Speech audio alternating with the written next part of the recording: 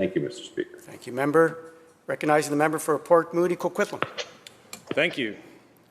Mr. Speaker, every year on Earth Day, we take a moment to pause and reflect on the place where we live, our planet, our Mother Earth, a place that we've taken for granted for far too long.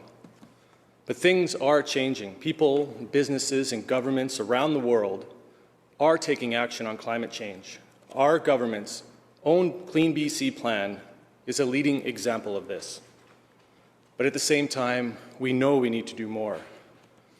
Mr. Speaker, it's troubling when BC Liberals are making statements about how CO2 is great for growing plants, dismissing the fact that growing levels of CO2 will cause devastation across our planet in the years to come.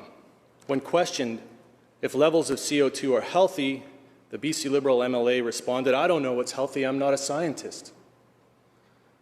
Yes, that's true, he's not a scientist, but there are lots of scientists out there, Mr. Speaker, climate scientists, and their voices are united about how serious the problem is. Professor Martin Seegert of the Grantham Institute says it took over 200 years to increase the amount of carbon dioxide in the atmosphere by 25% above pre-industrial levels, and just 30 years to reach 50%.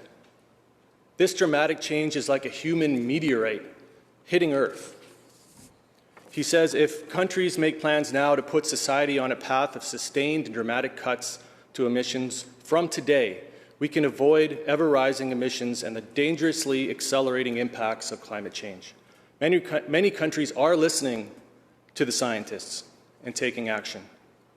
Over 60 jurisdictions around the world have implemented a carbon tax, which covers about 13% of worldwide emissions.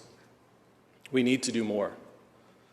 But BC has one of the highest carbon taxes and at the same time, one of the strongest economies. And some of the revenues that we generate go toward CleanBC, an economic plan based on carbon reduction that helps us move toward a cleaner and more sustainable future. Mr. Speaker, transportation makes up over 40% of greenhouse gas emissions in BC. And through CleanBC, we're cutting those emissions. And BC is the first jurisdiction in the world to legislate 100% zero-emission vehicle sales by 2040. We've already almost achieved our 2025 targets of 10%. We're at 9.4%, Mr. Speaker. That's the highest in North America. We also have 2,500 public charging stations, which is one of the largest networks in Canada. And this will grow even further with the launch of our CleanBC Go Electric public charger program, launched last year. Homeowners, condo buildings, workplaces can also get rebates through the CleanBC EV Charger Rebate Program toward installation of Level 2 charging stations. And last December, we started the EV Ready rebates. Mr. Speaker, this is not only reducing emissions, this is growing our economy. The zero-emission vehicle sector already employs over 6,000 British Columbians and generates over $1 billion of economic output. And that's just one sector. CleanBC also targets emission reduction in industry. And the industrial sector produces almost 40% of greenhouse gas emissions province-wide. We have carbon tax reductions for companies that are doing the best job of reducing emissions, but we need to go further. And that's why we're funding an innovation accelerator to support cutting-edge tech solutions, clean tech solutions, for the toughest to solve emission problems. And that's just one example in CleanBC of the funding available for emission reduction projects. These projects are not only reducing emissions, they're creating jobs, they're strengthening our economy.